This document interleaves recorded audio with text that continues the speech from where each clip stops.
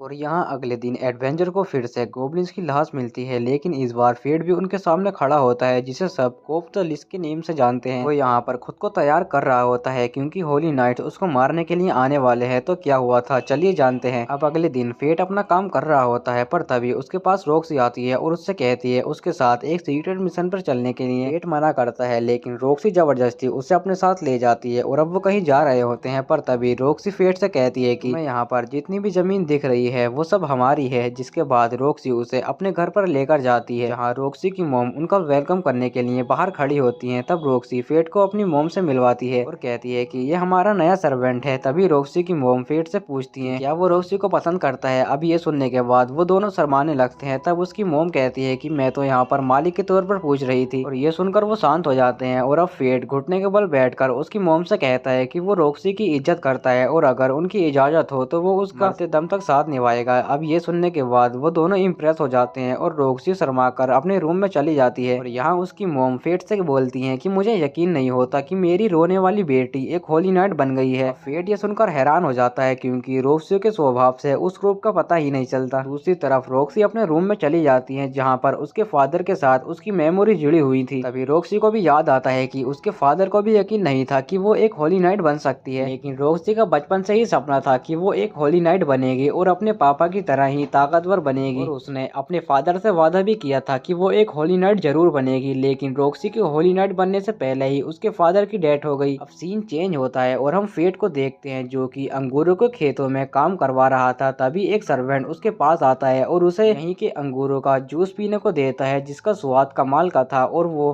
हो भी क्यों ना, क्योंकि लॉर्ड मुसान खुद इन खेतों की मिट्टी को उपजाऊ रखने के लिए मेहनत करते थे और उनके गुजरने के बाद उन्हें लगा नहीं था कि रॉक्सी हर साल की तरह इस साल भी वापस आएगी। रॉक्सी यहाँ पर उनकी मदद तो करवाती ही है और साथ ही वो उन्हें कोवार्ड मॉन्स्टर से भी बचाती है जो यहाँ पर नॉर्थ कैनन की तरफ से आते हैं। तभी फेट को अचानक से भूख लगने लगती है क्योंकि उसकी ग्लूटनी स्किल गोब्लिन को खाकर थक चुकी है और अब वो कुछ नया ट्राई करना चाहती है। अगले सीन में जब फेट अंगूरों को रॉक्सी के घर पर लेकर जा रहा था तभी उसके सामने से एक लड़की जाती है, आंखें उसकी तरह ही लाल थी। अब फेट उस लड़की को अप्रोच करता है लेकिन उसे कुछ भी पता नहीं चलता। तभी वो लड़की उसके पास आती है और कहती है कि मैं यहाँ पर कोवार्ड्स को खाने के लिए आई थी लेकिन मैं वो तुम्हारे लिए छोड़ रही हूँ। और जाते वक्त वो कहती है कि हमारी मुलाकात दोबारा जरूर होगी। तब फेट अपनी स्वॉर्ड से उसके बारे में पूछता है लेकिन स्वॉर्ड उससे कहता है कि उसे उसके बारे में ज्यादा नहीं पता है। तभी वहाँ पर रॉक्सी आती है और उसे बताती है कि ये एक गालियन है। हजारों साल पहले इनके पास एक खतरनाक मिलिट्री हुआ करती थी लेकिन एक मॉन्स्टर अटैक की वजह से वो सारे गालियन मारे गए। उससे पहले कभी भी उसने गालियन नहीं देखा है। अब वो दोनों घर वापस जाने लगते हैं और रास्ते में फेट रॉक्सी से पूछता है कि क्या वो मॉन्स्टर को मारने के लिए अकेले जाएगी। रॉक्सी कहती है कि नहीं, मेरे साथ और भी लोग होंगे और वैसे भी मैं एक होली नाइट हूँ। अब अगले दिन हम देखते हैं कि कोवार्ड मॉन्स्टर ने रॉक्सी के खेतों को पूरी तरह से बर्बाद कर दिया है। इसके बाद वो उन मॉन्स्टर को मारने के लिए चले जाते हैं जहाँ पर उनकी नजर कोवार्ड मॉन्स्टर पर जाती है और वो 50 लेवल का बॉस होता है। फेट का स्वॉर्ड उसे बताता है कि ये क्राउन बीस्ट होते हैं जो कि इंसानों की नफरत से पैदा होते हैं और इसलिए ये बहुत ही ताकतवर होते हैं। उस बीस्ट को देखने के बाद फेट को भूख लगने लगती है जिसके बाद वो सभी लोग बिना उसे लड़े वहाँ से चले जाते हैं। इस वजह से गाँव वाले बहुत ही ज्यादा डरे हुए थे। तब रॉक्सी सबसे कहती है कि वो एक होली नाइट है और वो सबको बचा लेगी। यहाँ पर फेट का स्वॉर्ड उसे बताता है कि अगर रॉक्सी ने उस मॉन्स्टर से लड़ाई की तो वो मारी जाएगी। फेट के स्टेट भी उस मॉन्स्टर से लड़ने के लिए काफी नहीं है। फेट कहता है कि लेकिन अगर उसने अभी कुछ नहीं किया तो खेत तो बर्बाद होंगे ही, साथ ही रॉक्सी भी मारी जाएगी। मैं ऐसा कभी नहीं होने दूंगा। जिसके बाद हम रात का सीन देखते हैं जहाँ पर फेट क्राउन बीस्ट के इलाके में चला जाता है और वो अपनी तलवार को धनुष में कन्वर्ट करता है और उनके ऊपर लॉन्ग रेंज से अटैक कर देता है। और फेट जितने मॉन्स्टर को मारता जाता उसकी पावर उतनी ही ज्यादा बढ़ती जाती लेकिन इतना काफी नहीं था एक क्राउन बीस्ट को हराने के लिए। तभी फेट उस मॉन्स्टर के ऊपर अटैक कर देता है और वो मॉन्स्टर भी जवाबी हमले में उसके ऊपर अपना रू स्ट्राइक अटैक करता है। उस अटैक को देखने के बाद फेट का स्वॉर्ड उससे वहां से हटने के लिए कहता है क्योंकि अगर ये अटैक उसे लग जाता तो उसके सारे ऑर्गन तबाह हो जाते और फेट वहीं पर मर जाता। फेट उस अटैक से बच जाता है लेकिन एक कोवार्ड उसे पीछे से आकर घायल कर देता है और वो क्राउन मॉन्स्टर भी फिर से उसके ऊपर अटैक करता है। इस बार फेट बेहोश होकर नदी में गिर जाता है। तब एक कोवार्ड उसे चेक करने के लिए आता है पर तभी फेट उस मॉन्स्टर को मार देता है और अब सिर्फ वो क्राउन मॉन्स्टर और फेट ही बचा था और फेट इसका ही इंतजार कर रहा था। तभी फेट का स्वॉर्ड उसे बताता है कि उसके सेकंड लेवल का स्टेज अनलॉक हो चुका है जिसका यूज करने के लिए फेट को अपने 10% स्टेट उस स्वॉर्ड को देने होंगे। फेट उसे अपने स्टेट दे देता है जिसके बाद वो स्वॉर्ड एक एंशिएंट मैथोलॉजिकल बो में कन्वर्ट हो जाता है। अटैक इतना ज्यादा पावरफुल था कि क्राउन मॉन्स्टर एक ही अटैक में खत्म हो जाता है। गोब्लिन किंग की ऑटो रिकवरी स्किल की वजह से फेट के घाव भी जल्दी भर जाते हैं। फेट ने पहली बार इतनी ताकतवर मॉन्स्टर को खाया है जिस वजह से उसकी ग्लूटनी स्किल उसके ऊपर हावी होने लगती है और अगर फेट ने उसे कंट्रोल नहीं किया तो अंजाम बहुत ही बुरा होगा। और अब अगले दिन रॉक्सी और उसके सिपाही उस मॉन्स्टर को मारने के लिए आते हैं लेकिन वहाँ पर तो पहले से ही सब कुछ निपट चुका है। तब रॉक्सी को लगता है कि वो काम शायद उसी गालियन लड़की का होगा। रॉक्सी की मोम फेट को पर्सनली अपने रूम में बुलाती है और उससे कहती है कि मैंने देखा था कि जब रॉक्सी तुम्हारे साथ होती है तो वो बहुत ही ज्यादा खुश होती है। मैं चाहती हूँ कि तुम रॉक्सी का हमेशा ख्याल रखो। अब फेट को लगता नहीं है कि वो रॉक्सी का ख्याल रख सकता है जिस वजह से फेट की मोम उसे बताती है वो खुद भी एक आम स्किल के साथ पैदा हुई थी पर फिर भी मुसान ने उसे अपनाया और इसलिए रॉक्सी हार्टफुली नाइट है और उन्हें रेपुटेशन से कोई भी मतलब नहीं है। मायने रखती है तो वो है रॉक्सी की फीलिंग और वो कहती है कि तुम्हें जल्दी जवाब देने की कोई जरूरत नहीं है, तुम सोचकर मुझे बता सकते हो। उसके बाद फेट और रॉक्सी दोनों हार्ट फट के लिए निकल जाते हैं और रास्ते में जाते वक्त फेट बस यही सोच रहा था उसने रॉक्सी से अपनी ग्लूटनी स्किल के बारे में छुपाया है तो क्या मैं इतनी बड़ी जिम्मेदारी लेने के काबिल हूँ। इससे भी बड़ी एक परेशानी है क्योंकि अब गोब्लिन्स को मारकर फेट की भूख नहीं मिट रही है जिस वजह से उसकी एक आंख लाल हो चुकी है। फेट ने उसे छुपाने के लिए आई बैच पहन रखा था। तभी हमें बारटेंडर के दोस्त से पता चलता है कि जो मॉन्स्टर बेरहमी मॉन्स्टर को मार रहा था यानी कोब्स द लीच उसे मारने के लिए हादो जा रहा है। रॉक्सी को गालिया के मॉन्स्टरों को मारने के लिए गालिया में भेजा जा रहा है। जब रॉक्सी ये बात अपने फादर के ग्रेव को बता रही थी तभी फेट उसके पास आता है और उसे गालिया जाने से मना करता है कि उसे लगता है कि ये उन होली नाइट्स की चाल है। लेकिन रॉक्सी कहती है कि मैंने फैसला कर लिया है और मैं इसे चेंज नहीं कर सकती। और दूसरी तरफ तीनों भाई बहन जश्न मना रहे थे। तभी सीन चेंज होता है और हम फेट को देखते हैं। वो सोच रहा होता है कि मैं राज्य के फैसले के खिलाफ नहीं जा सकता और ना ही रॉक्सी को जाने से रोक सकता हूँ लेकिन मैं हाथ पर हाथ रखकर नहीं बैठ सकता। जिसके बाद फेट हादो को मारने का डिसाइड करता है, तभी उसके पीछे से हादो भी आ जाता है और अब ये एपिसोड भी यहीं पर एंड हो जाता है। और अगर तुम्हें ये एपिसोड अच्छा लगा हो तो वीडियो को लाइक कर देना और चैनल को सब्सक्राइब भी।